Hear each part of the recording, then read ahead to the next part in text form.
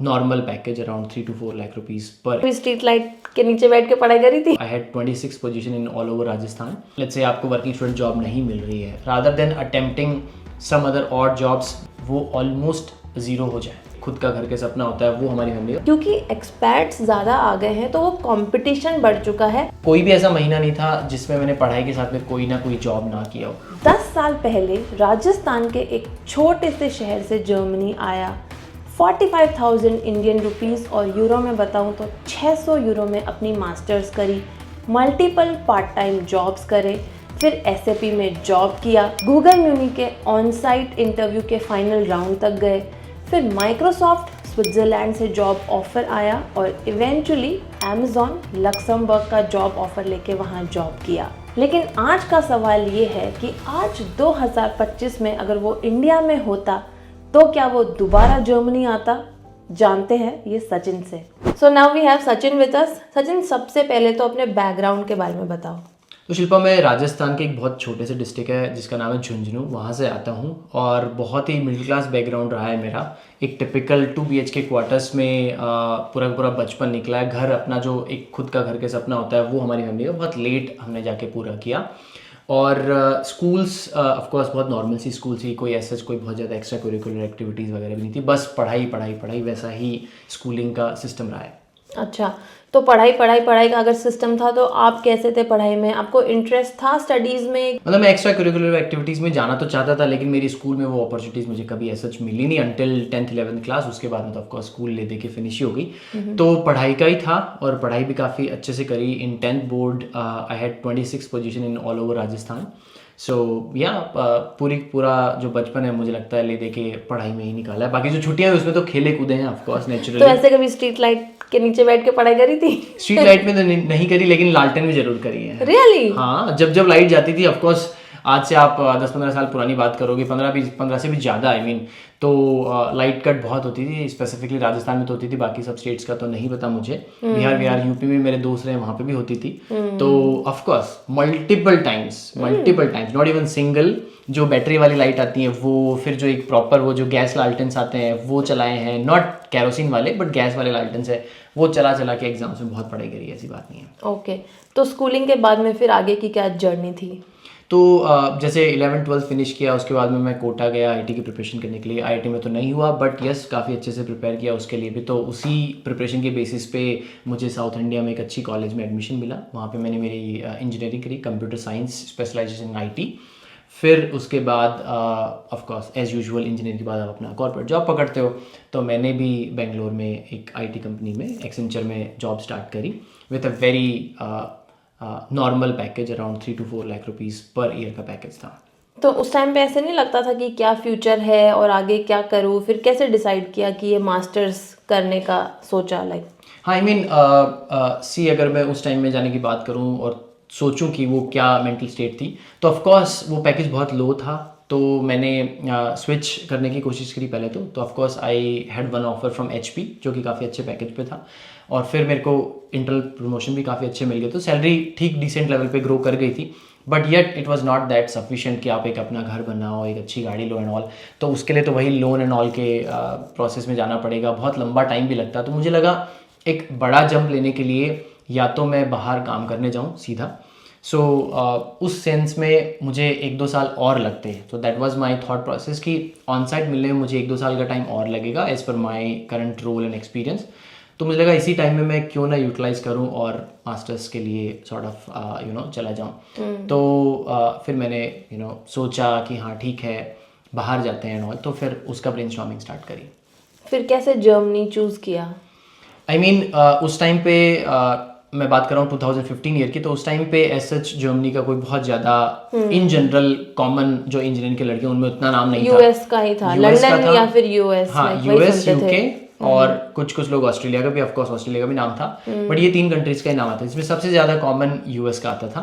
तो मेरे साथ के दोस्त जा भी रहे थे but of course depending on my background मेरे पास कोई चांस नहीं था US का अफोर्ड करने का। ऑफकोर्स मैं प्रिपेयर करके कोई हाफ स्कॉलरशिप लेता तो भी मेरे से वो फीस का जुगाड़ नहीं हो पाता। और इवन दो अगर मैं सेल्फ स्पॉन्सर करने की कोशिश भी करता सेविंग से, वो भी पॉसिबल था, क्योंकि यूएस की फीस करोड़ों में होती है, मल्टी 50 लाख के आसपास उस टाइम में मिनिमम आपका एक्सपेंस आने वाला था। तो वही मैंने सोचा I need to figure out other option. मैंने एक बार ये भी सोचा कि मैं थोड़ा रुकता हूँ, सीधा ऑन साइट जाता हूँ, but then I did lot of research and found out कि जर्मनी में आपको जॉब मिल सकती है आफ्टर स्टडीज़, एंड प्लस जो स्टडीज़ है वो बहुत बहुत ज़्यादा अफोर्डेबल है। मतलब tuition fee sort of nil के बराबर ही है। उस टाइम में तो कोई ट्यूशन फी नहीं थी, कोई भी यूनिवर्सिटी में नहीं थी, और जीरो ट्यूशन फी थी। तो मुझे विश्वास भी नहीं हुआ कि ऐसी कोई जगह भी हो सकती है जहाँ पे आप जाके फ्री में पढ़ लो। अब तो इसके बारे में काफी इन्फॉर्मेशन अब तो है, मतलब तो बहुत लॉट ऑफ पीपल नो कि फ्री एजुकेशन है, बट उस टाइम पे अनरियलिस्टिक लगा तो होगा। पिक्चर ही मुझे देखने को नहीं मिल रही थी कि दिखता कैसा होगा कॉलेज, मतलब लाइक। तो मैंने गूगल जो अर्थ है उसमें जाके देखा था, स्ट्रीट्स में जा जाके, गूगल मैप्स में लाइव व्यू वाला भी नहीं आ रहा था उस टाइम, गूगल अर्थ में, कि लिटरली कैसा दिखेगा। आई फाउंड सम वीडियोस जो जर्मन लैंग्वेज में थे, फ्रैंकफर्ट के। अब तो मुझे लगता है हर शहर, हर यूनिवर्सिटी के यूट्यूब पे वीडियोस हैं ऑलमोस्ट। तो that's like a boon to everyone, like वो एक वरदान है मुझे लगता है सब लोगों के लिए जो भी जर्मनी आना चाहते हैं, या फिर फॉर दैट मैटर कोई भी कंट्री जाना चाहते हैं। सब इंडियंस ने और बाकी नेशनैलिटीज ने भी इतना डिजिटल कंटेंट बना दिया है, जो मुझे लगता है आई थिंक कोई भी बंदा गांव कोने में, शहर में बैठ के समझ सकता है कि वो देश दिखेगा कैसे, उसके लिए तैयारी कैसे करनी। Of course you need a proper road map, तो वो आप खुद बना ही सकते हो। You are one of the contributor. हाँ मतलब शिल्पा और मैंने You बहुत were the videos early ones जिन्होंने एटलीस्ट जर्मनी के बारे में कंटेंट बनाना शुरू किया। बिल्कुल। Anyway, तो यस आई अंडरस्टैंड कि आपने ये लीप ऑफ फेथ लेने का सोचा कि चलो 1.5 साल मैं कमाऊंगा नहीं, ऑफ कोर्स जो इंडिया में जो भी पैसे कमा रहे थे, यहाँ पे आके पढ़ाई में अपना टाइम इन्वेस्ट करूंगा, एंड देन आपको एक लंबा जंप मिल पाएगा। So now let's talk about that. तो जर्मनी आ गए, उसके बाद में कैसी थी स्टूडेंट लाइफ और क्या इनिशियली चैलेंजेस फेस किए? तो शिल्पा, जैसे यहाँ पे कोई ट्यूशन फी तो है नहीं, जैसे मेरी जो यूनिवर्सिटी थी उसमें कोई भी ट्यूशन फी नहीं थी, तो फीस के पर्सपेक्टिव से मुझे कोई ज़्यादा प्रेशर नहीं रहा था, बस सेमेस्टर कंट्रीब्यूशन दिया। तो ओवरऑल जो मास्टर्स है वो मैंने पूरी 45,000 रुपीज़ में फिनिश करी थी, तो उसका मुझे कोई प्रेशर नहीं था, इसलिए मैं इतना तो इंडिया में ही नहीं हो पाता। इतना तो इंडिया में नहीं हो पाता ना, तो उस हिसाब से मैं चिल था। बट द थिंग इज, यहाँ जब आप एज ए स्टूडेंट आते हो, नया कंट्री है, कल्चरल शॉक है, लैंग्वेज बैरियर है, और सब चीज़ें आपको खुद से करनी पड़ती है। कोई ऐसा फूड भी नहीं है ऑल, आप कहीं बाहर से लेते हो, आपको सब कुछ खुद से बनाना है। कोल्ड वेदर लंबा चलता है, विंटर्स लंबी चलती हैं, पेपर वर्क बहुत ज़्यादा है, वीज़ा ये वो, फिर यूनिवर्सिटीज़ के एग्जाम ऑफ कोर्स। और तब तो इतनी इन्फो भी नहीं थी कि एग्जैक्टली करना क्या है, और पहले से कितना क्या प्रिपेयर होके आना है। मैं तो बस लैंग्वेज करके आया था, मैंने आई थिंक A1 और A2 का स्टार्टिंग वाला किया था, तो at least I had some information कि मैं कहीं पे कुछ बात कर पाऊँ, कोई चीज़ मुझे समझ नहीं आ रही है ट्रेन स्टेशन पे या फिर कोई गवर्नमेंट ऑफिस में। सो एटलीस्ट वो मेरे पास में बेनिफिट था, बट बहुत ज़्यादा स्ट्रगल्स हुई स्टार्टिंग में, स्पेसिफिकली लैंग्वेज बैरियर और पेपर वर्क और लॉन्ग विंटर्स, और प्लस इतना ज़्यादा आपको यहाँ पे part time job and all पे फोकस करना पड़ेगा, बिकॉज अदरवाइज इमेजिन आपने 2 महीने काम नहीं किया तो आप कितना ज़्यादा अपना पर्सनल एक्सपेंसेस दे दोगे, right? So part time job के साथ में स्टडीज मैनेज करना इज़ वेरी मच चैलेंजिंग। तो how did you do that? और पार्ट टाइम जॉब्स वगैरह में क्या किया, क्या इनकम थी, बेसिकली कितना कमाया आपने? सो आई स्टार्टेड के ड्यूरेशन में। हाँ, I started with odd job. So odd job meaning let's say कोई भी रेस्टोरेंट में करना या फिर कोई फैक्ट्री में जाके काम करना, वैसे वाले काम। तो मैंने क्लोथिंग स्टोर से स्टार्ट किया। क्लोथिंग स्टोर में वही 8 से 9 घंटे की शिफ्ट, और वो मैंने शुरू में 1-2 महीने किया, उसके बाद मैं कभी कभार कर लिया वैसा, और फिर एक बार मैंने नाइट शिफ्ट फैक्ट्रीज में भी करी थी। सो उसमें basically you have to lift the stuff from one stand to another one, और 10-15 किलो की, तो पूरी नाइट 11 बजे से लेके सुबह 6 बजे तक।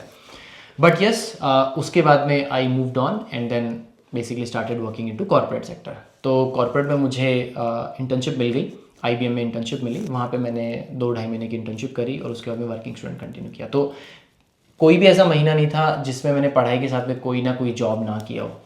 वो तो कैसे मैनेज किया? लेकिन बहुत डिफिकल्ट नहीं होता था? बहुत डिफिकल्ट, लाइक क्योंकि यहाँ तो खाना वाना बनाना भी खुद ही करना यहाँ पड़ता है। आपकी रेस सुबह 7-8 बजे स्टार्ट हो जाती है और वो 10-11 बजे तक चलेगी, और उसमें सारी चीज़ें आप खुद से कर रहे हो। वो सेम रेस इंडिया में भी चल सकती है, बट उसमें आपके पास में बहुत सारा इकोसिस्टम है, वेदर भी आपके फेवरेबल है, फूड आपको मिल जाएगा एंड ऑल, बट यहाँ हर एक चीज़ तिनके से लेके बड़े से बड़ा काम आपको खुद से करना पड़ेगा, जो वही चीज़ आपको अब्रॉड की लाइफ डिफिकल्ट बनाती है at the same time, but it also makes you learn lot of things. So आप चीज़ें बहुत सारी सीखते हो, बट हाँ, और प्लस मेरे जॉब में ऐसा था कि ट्रैवल भी मुझे बहुत करना पड़ता था। Like for example, one side में 50 मिनट से लेके 1 आवर तक ट्रैवल करता था, इनिशियली फॉर IBM, और फिर मैंने जब दोबारा जब स्विच करी एज ए स्टूडेंट, तो उस टाइम में भी मैं ऑलमोस्ट 1.5 से 2 घंटे वन साइड ट्रैवल करता था, ऑलमोस्ट 150 किलोमीटर जाता था, 125 किलोमीटर जाता था वन साइड, तो एक दिन में 250 किलोमीटर की ट्रैवल होती थी। पर जितना मैं समझ पा रही हूँ, अगर आपने जैसे पूरा टाइम अगर वर्क किया तो आपने अपने एक्सपेंसेस तो फिर खुद से मैनेज कर ही लिए होंगे। हाँ, एक ये अच्छा रहा कि अगर आप खुद से काम करते हो तो यू कैन डू दैट। तो मैंने भी वही किया कि मेरा मास्टर्स में एक भी पैसा खुद की पॉकेट से नहीं खर्च हुआ। जो ब्लॉक्ड अकाउंट में लेके आया था eight the end of like 1.5 year, सारा का सारा पैसा मेरे पास में इंटैक्ट था, जबकि ऊपर से थोड़ी सेविंग्स थी। That's amazing. हाँ, और प्लस खर्चे भी हो गए, लैपटॉप भी उसी से ले लिया, ट्रैवल भी थोड़ा बहुत इधर ही कर लिया, उसी से कर लिया, बाहर खाना एंड ऑल, जो भी मोबाइल के बिल था सब कुछ कवर हो गया, रेंट वेंट सब कुछ। So just to give an example, around 800 euro से लेके 1000 यूरोज के आसपास उस टाइम पे अर्निंग थी। इंटर्नशिप में थोड़ी ज़्यादा थी, around 2000 euros, but in general उतनी थी, और उसमें कोई ऐसा कोई मेजर टैक्स भी नहीं करता, अराउंड 10% के आसपास। तो it was very good, let's say compare to my corporate job back in India. मैं यहाँ पे सेम टाइप का जॉब भी कर रहा था, सीख भी रहा था, मास्टर्स भी फिनिश हो रही थी, एक एक्सपोजर भी मिल रहा था, नया कल्चर भी सीखने को मिल रहा था, तो इट हैज़ अच्छी कंट्री में रहने को भी मिल रहा था। हाँ। तो ये तो हो गई एज अ स्टूडेंट लाइफ की बात। अब आ जाते हैं जॉब की जर्नी पे। तो ये जो माइक्रोसॉफ्ट, गूगल, अमेजोन और ये सारे जो फांग की गलियों में घूम के, और मतलब ये कैसी रही आपकी ये जर्नी? मतलब ये जो फांग और जो मांग कंपनीज है, इसका जो सफ़र था एक बड़ा लंबा था, मतलब वहाँ तक पहुँचने में टाइम तो लगा। सो जब मैं एज ए स्टूडेंट पहले IBM में था, फिर उसके बाद मैं फ्राउनहोफर में मैंने मास्टर थीसिस करी, तो उसी दौरान में मैंने वर्किंग स्टूडेंट SAP में पकड़ लिया। सो वहाँ पे मैंने लग के काफ़ी अच्छा काम किया, 6 महीने के आसपास मैंने वहाँ पे वर्किंग स्टूडेंट जॉब करी, वही वो जो मैंने बताया लॉन्ग ट्रैवल एंड ऑल। तो hard work basically paid of. वहाँ पे मुझे फुल टाइम जॉब मिल गई, वहाँ पे भी अराउंड 2-3 टीम से मुझे ऑफर था। So that is about that SAP career. वहाँ पे मैंने अराउंड 6 साल काम किया in the SAP headquarters, plus Frankfurt में भी। और फिर उसके बाद में हाइप थी कि भाई फांग और मांग में ज्वाइन करें और, तो उसके लिए मैंने प्रिपरेशन स्टार्ट करी। It also took good amount of time and बहुत सारी स्ट्रगल और मेहनत भी लगी। कोविड और ये सब भी आ गया था, पर्सनल फैमिली इश्यूज हो गए थे अपने। बिल्कुल उस टाइम में life was up and down. 2020 was quite tough for everyone. 2021 was personally very challenging for us, तो इंक्लूडिंग लाइक 2020-21 हमें सेटल होने में लगा। तो उसी टाइम में मेहनत भी पहले कुछ रखी, फिर 21 में जाके और स्पीड पकड़ी एंड ऑल। तो from there I went to Google Munich, वहाँ पे इंटरव्यू दिया and all, final loop round तक पहुँचा, और काफ़ी अच्छा एक्सपीरियंस था गूगल का भी, बहुत it was very good. And then from there to Microsoft Switzerland, Zurich में उनका वन सर्कल करके एक ऑफिस है। Which is your dream to settle in Switzerland? हाँ, मतलब क्यों नहीं, वो घूमने के लिए कितनी अच्छी जगह है, तो I don't know settle down होने के लिए भी कितनी अच्छी होगी। प्रॉपर इवैल्यूएट करना बहुत जरूरी है उससे पहले, but yes that is that. And उसके बाद में वहाँ से ऑफर आ गया मुझे। It was a long process, but yes it got converted, but join नहीं किया। देन केम अमेजॉन लक्समबर्ग का ऑफर, उसके लिए भी बहुत ही मेहनत लगी and it took good amount of time. अपन इंडिया में थे, then we got to know and all, right. So negotiation काफी लंबी चली, सैलरी वाली भी। जितने लंबे इंटरव्यू चले उतनी ही लंबी सैलरी नेगोशिएशन भी चली। That's important. हाँ, क्योंकि वही है कि यू नीड टू नो कि how is the salary structure of that country, because Germany का ऑफर नहीं था, वो लक्समबर्ग या UK ज्वाइन करना था उसमें। So we at the end chose Amazon Luxembourg, because Shilpa की जॉब भी रनिंग जर्मनी से ही है। So of course we had to see and find a balance about it. So मैंने क्रॉस बॉर्डर कंप्यूटर वहाँ पे काम किया है, तो या eight the and join Amazon Luxembourg. So you recently completed 10 years in Germany. तो अपनी लर्निंग्स बताओ। 10 साल बहुत लंबा टाइम होता है, एक डेकेड आपने जर्मनी को दे दिया। So what are your top learnings? So इसी मार्च में फिनिश हुए हैं 10 years। इट्स लॉन्ग टाइम, काफ़ी टाइम निकल गया, मुझे तो पता नहीं चला कब निकल गया, एक्सेप्ट द कोविड पीरियड। सोच के आया था कि 10 साल रहूंगा जर्मनी? नहीं, टू बी ऑनेस्ट, जब कॉर्पोरेट सेक्टर के क्यूबिकल्स में मैं भी बैठा था, तो मुझे लगता था कि 5-1 साल निकल जाए उतना बहुत है, लेकिन पता नहीं 10 साल कब निकल गए। और I think this is what usually also happen with lot of अब लौट चले। हाँ, सो टॉप लर्निंग्स मेरे हिसाब से जो मैंने सीखी है वो तो यही है कि स्पेसिफिकली फॉर जर्मनी, कि आपको लैंग्वेज अर्ली एज पे ही सीख लेना है, अर्ली स्टार्ट में अब तो मुझे लगता है इनिशियल आने से पहले अब तो B1 आने मतलब वही है, जैसे आपको थॉट आया, आपका डिसीजन बन गया आपको जर्मनी जाना है तो आपको सीख लेनी है। मैं A1 A2 करके आया था, then I am currently already B1 certified. तो ऑफ कोर्स लैंग्वेज आएगी तो बहुत सारे इंटीग्रेशंस एंड ऑल एंड आपके जॉब में बहुत हेल्प होता होगी, है। हाँ। हाँ, दूसरी चीज है कि आपकी जो कोर स्किल्स हैं उसको आपको शुरू से ही मास्टर करना है, जो भी आपके टेक्निकल या व्हाट्सएवर डोमेन में आप हो, बिकॉज जर्मनी में क्वालिटी मैटर्स ओवर क्वांटिटी, ये इनका शुरू से ही मंत्र है और यहाँ के जॉब्स में वही मैटर करता है। ऐसा नहीं है कि आप को बहुत सारी चीज़ें आनी चाहिए, अगर आपको कुछ चीज़ें स्पेसिफिकली बहुत सॉलिड आती हैं तो भी आपको बहुत अच्छे से काम चल जाएगा until unless that your job demands for that. That is one thing.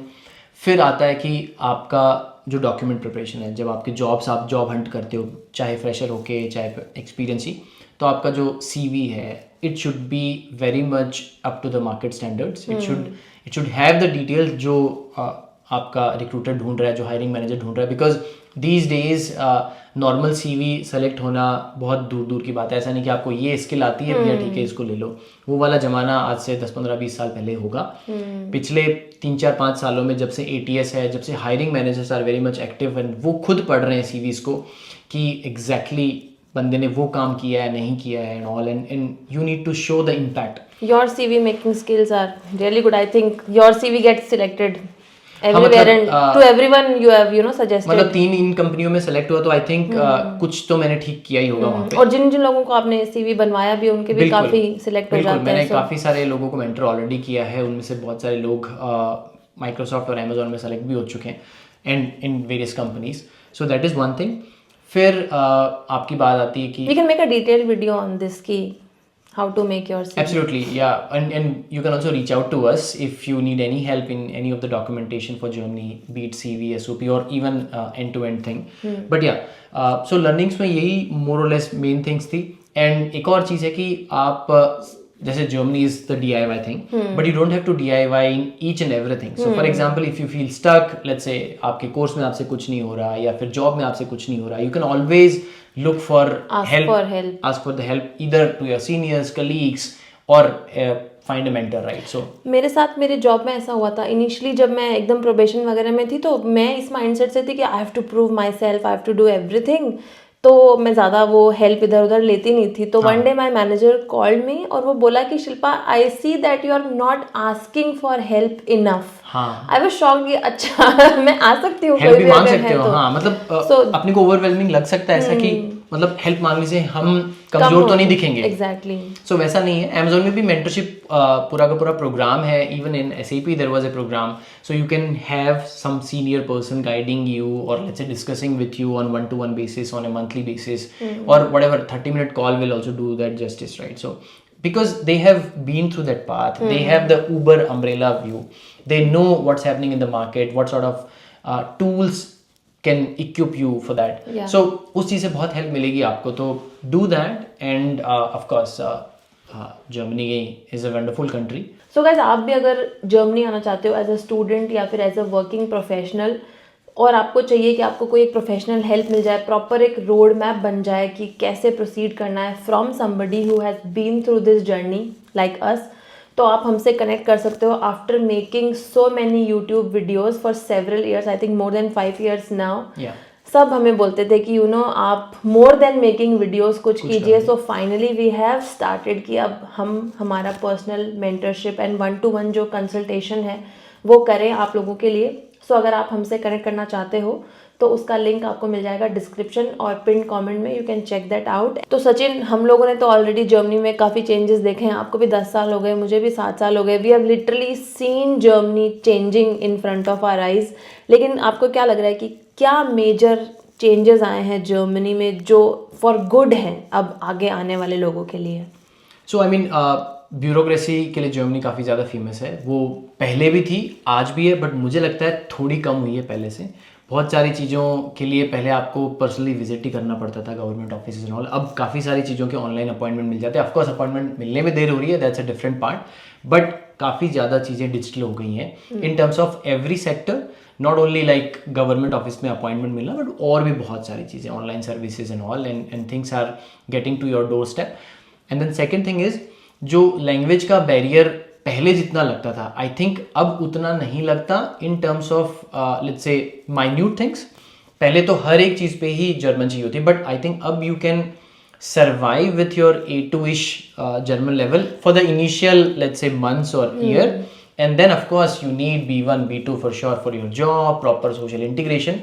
So उसका एक वो चीज़ है। मुझे लगता है यहाँ पे मैं ऐड करना चाहूँगी, मुझे लगता है कि जर्मनी तो ज़्यादा टुवर्ड्स इंग्लिश स्पीकिंग जा चुका है। जैसे बहुत सारी इंग्लिश स्पीकिंग वेबसाइट्स आ चुकी हैं टैक्स वगैरह के लिए, जॉब सर्च करने के लिए जॉब्स इंग्लिश में ज़्यादा आ चुकी हैं, और लोग भी ज़्यादा इंग्लिश बोलने लगे हैं बिकॉज बहुत सारे एक्सपर्ट्स आ चुके हैं। But at the same time क्योंकि एक्सपर्ट्स ज़्यादा आ गए हैं तो वो कंपटीशन बढ़ चुका है, इसलिए आपको स्टैंड आउट करवाने के लिए जर्मन लैंग्वेज अगर आती होगी तो वो एड ऑन है आपकी प्रोफाइल में। बट इंग्लिश में अपॉर्चुनिटीज वैसे बहुत बढ़ चुकी हैं, कंपैरेटिवली बढ़ गई हैं। But yet again you mentioned it very rightly कि कंपटीशन बढ़ गया ना, तो वो आपको फिर उतना इम्पैक्टफुल या आपको उतनी लगेगा नहीं कभी कभार, राइट? तो ये तो एक चीज़ होगी। और बाकी जर्मनी बहुत सारे अपने लॉज में चेंज कर चुका है। पहले 8 साल में 7 to 8 years मतलब सिटीजनशिप मिलती थी, अब वही 5-3 years वाले टाइप्स के लॉ आ गए एंड ऑल। पीआर का भी ड्यूरेशन कम हो गई, सैलरी ब्लू कार्ड की कम हो गई, और जैसे न्यू कमर्स तो अपने पेरेंट्स को ला पा रहे हैं। ये सारे लॉज तो बेसिकली जर्मनी ने काफी वैसे ईज आउट तो किया है, और डे टू डे लाइफ में भी काफी चेंजेस मुझे लगते हैं अब मतलब न्यू कमर वाला is a very big law. Of course you have to shell out I mean a lot of money for the insurance and all, but yes it is a big option if somebody wants to. Possibility दे दी, वो बहुत बड़ी बात है। पहले दूर दूर तक ऐसा चांस नहीं था। सो अब आता है मेन क्वेश्चन कि अगर आपको दोबारा मौका मिले तो आप क्या जर्मनी 2025 में आते? इमेजिन आप अभी इंडिया में ही हो, और अगर आते तो क्या चीज़ें में भी सेम करते जो आपने करी और क्या अलग करते? तो से फॉर एग्जांपल अगर मैं आज 12th स्टैंडर्ड में होता वहाँ पे इंडिया में आज के दिन पे फॉर एग्जांपल, तो मैं फॉर श्योर यहाँ पे बैचलर्स करने का अटेम्प्ट करता, या तो मैं इंग्लिश लैंग्वेज में करता या फिर मोस्ट प्रोबेबली मैं जर्मन लैंग्वेज में ही करता। ये तो एक ऑप्शन होता। और अगर मैं इंजीनियरिंग कर रहा होता तो right after my engineering I could have और I should have come here, क्योंकि मैक्स टू मैक्स 1 साल का वर्क एक्सपीरियंस लेके आ जाता। हाँ, जो बैचलर्स के भी स्टूडेंट्स हैं they are earning so much money while doing bachelors, because the thing is आप जो एक्सपीरियंस वहाँ पे 1 या 1.5 साल में गेन करोगे वो यहाँ पे आप बैचलर्स में 3 से 3.5 साल और 4 साल में अगर आप बैचलर्स निपटाते हो तो उसमें गेन कर लोगे through out your corporate working student jobs, right? So same goes for your masters में भी आप पूरा का पूरा वर्किंग एनवायरनमेंट में काम करते हो वर्किंग स्टूडेंट में, तो सीख लेते हो। So that is main thing, वो करता। दूसरी है जो मैं A1 A2 टाइप्स का कोर्स करके आया, मुझे लगता है मैं प्रॉपर B1 का कोर्स करके आता और ज़्यादा फ्लुएंट जर्मन लैंग्वेज सीख के आता, which helps in this country at a lot of things. एक चीज़ हो गई। और तीसरी है कि कोई ना कोई एक एक्सपीरियंस पर्सन से प्रॉपर गाइडेंस भी लेता मैं, ईदर वाइल कमिंग हियर और even after coming here, because as a student or as a initial working professional here in a new country, I think you do a lot of mistakes, which we have also done it in the beginning. So the thing is, for example, अगर let's say आपको working student job नहीं मिल रही है, rather than attempting some other odd jobs, maybe try to talk to someone as your mentor, as your senior or whoever it is, कि कैसे उसको job के लिए अप्रोच करें। इनिशियली तो मुझे पता भी नहीं चल रहा था कि मैं कैसे कौन सी जॉब्स पे भी अप्लाई करूँ, कहाँ मुझे मिलेगी एंड ऑल। अब तो चलो राइट देयर बहुत सारी इन्फॉर्मेशन है, but still even if you know where the job is, you will never even know कि कितने टाइम तक कितने रिजेक्शंस आ गए, क्योंकि रिजेक्शन में कोई रीज़न नहीं लिखा हुआ था। इवन स्टार्टिंग में मुझे बहुत सारे रिजेक्शंस आए थे सेम कंपनी से मल्टीपल टाइम, बॉस से मुझे बहुत सारे रिजेक्शंस आए थे, डाइमलर से आए थे, फिर बाद में जाके उनसे मुझे वर्किंग स्टूडेंट की पोजीशंस भी मिली, दो मैंने उनको ज्वाइन नहीं किया। Same happened with me also, मतलब मुझे भी शुरू में कितना टाइम लग गया था कि अपनी प्रोफाइल में मुझे कैसे CV बनाना है, कैसे इंटरव्यूज वगैरह क्रैक करने हैं, कैसे एप्लीकेशंस करनी है। सो यू नो, और जैसे ही जब वो वाली चीज़ क्रैक हो पाई, लेकिन वो क्या है सेल्फ लर्निंग में थोड़ा टाइम निकल जाता है, तो बट टाइम लगा, बट इवेंचुअली 4 जॉब ऑफर्स एक साथ आ गए, एंड देन फिर वहाँ जहाँ भी अप्लाई कर रहे हो वहाँ पे हो जा रहा था। तो ऑफ कोर्स मुझे भी लगता है कि अगर शुरू में किसी ने पहले ही बता दिया होता तो वो ज़्यादा फास्ट हो जाता। That's why so it's an expensive country. यहाँ पे जितना आप टाइम लूज करोगे वो आप ही का लॉस है। ऐसा तो है नहीं कि भाई पापा के घर पे बैठे हैं and then you don't have to pay any rent और something like this. So the thing is यहाँ पे सब कुछ आपको बियर करना है एक्सपेंसेस, तो जितना जल्दी आप अपने नेक्स्ट टारगेट पे पहुंचते हो उतना ही आपके लिए बेटर है। So try to make a proper road map and attempt the things accordingly. और ऐसी कोई मेजर लर्निंग और मतलब क्या चीज़ें वो भी तो है जो आप सेम करते? So for example, as a student, I could have also attempted to do an internship, a full 6 months internship by taking a semester break in some other city also. अगर मुझे स्टुटगार्ट में नहीं मिल रही है तो कहीं और जाके भी मैं कर सकता था. दो मुझे वो 2.5 months की मिल गई, but this I could have also done it differently. उससे मुझे और एक्सपोजर मिलता, दूसरे शहर में रहने का एक्सपीरियंस भी मिलता. सेकेंड इज कि मैं ये जो फार्म कंपनीज हैं, अमेजोन, गूगल, माइक्रोसॉफ्ट और इनमें मैं पहले अटेम्प्ट लेता. मैंने काफ़ी टाइम तक तो इनमें अप्लाई ही नहीं किया. मैं SAP में काम करता रहा उस टाइम में. मैंने और राइट आफ्टर माई मास्टर्स बहुत अपॉर्चुनिटीज होती हैं एज ए ग्रेजुएट स्टूडेंट्स के लिए. So not as a student, as a full time employ. तो वो सारी आपको पता ही नहीं रहता कि कैसे उनको करना है, क्या नहीं करना है, क्योंकि उनकी प्रॉपर स्ट्रक्चर है उन कंपनीज में जाने की. ऐसा नहीं है कि अपन एक प्लेन CV डाला एंड आपका सिलेक्शन होगा. उनके interview process is also very different. तो उनमें मैं जल्दी अप्लाई करता. So that is the thing.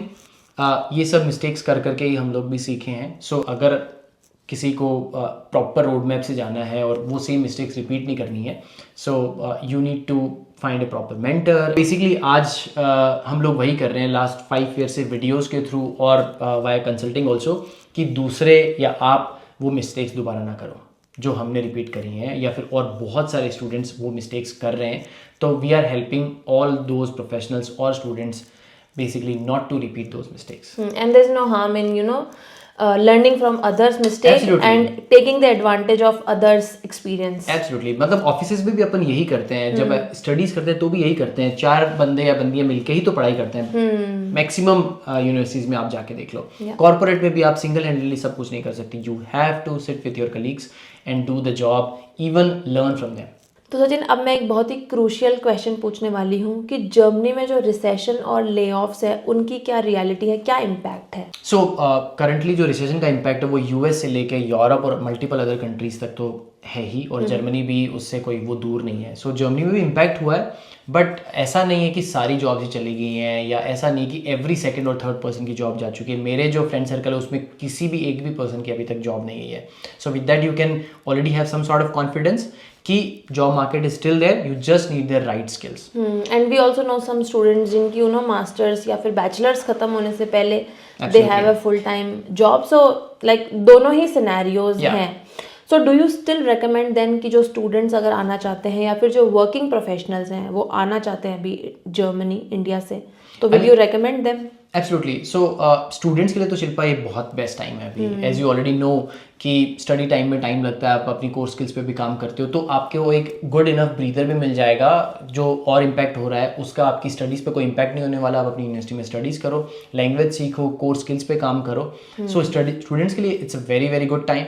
Talking about working professionals, students के लिए तो मुझे लग रहा है कंपटीशन आगे बढ़ने ही वाला है, बिकॉज इतने ज़्यादा स्टूडेंट्स आ रहे हैं. ऑलरेडी लास्ट ईयर 50,000 स्टूडेंट्स आए हैं, जबकि उससे पहले 26,000 आए थे. सो डबल हो गया नंबर. तो अगले साल सोचो कंपटीशन कितना बढ़ जाएगा. तो बढ़िया कि यूनिवर्सिटीज भी अपना फीस बढ़ा रही हैं, या फिर जो एप्लीकेशन रिक्वायरमेंट्स है वो स्ट्रिक्टर कर रही हैं. So I think for students it's a good time. But what about working professionals? I mean working professionals के लिए सिचुएशन थोड़ी टाइट है of course, because there is a chance of lay off. Of course आपको डर लगेगा नई country में जाने के लिए, बट अगर आप राइट स्किल्स लेके, राइट लैंग्वेज और एक प्रॉपर रोड मैप के साथ में यहाँ आते हो, तो आई am sure you can do very well in Germany.